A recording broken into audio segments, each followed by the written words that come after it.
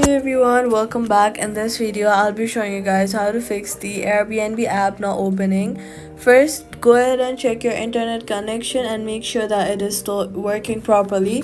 Try switching networks if needed. Then, swipe up from the bottom of your screen. Look for the Airbnb app, swipe it away, completely closing it. Wait for a few hours and reopen it. Then, restart your phone to refresh the system and clear background issues.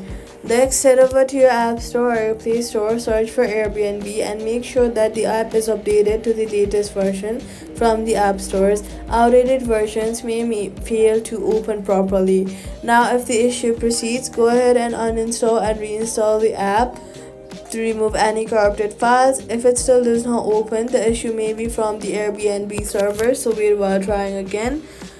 That's how you fix the Airbnb app not opening. Do not forget to subscribe for more simple guides.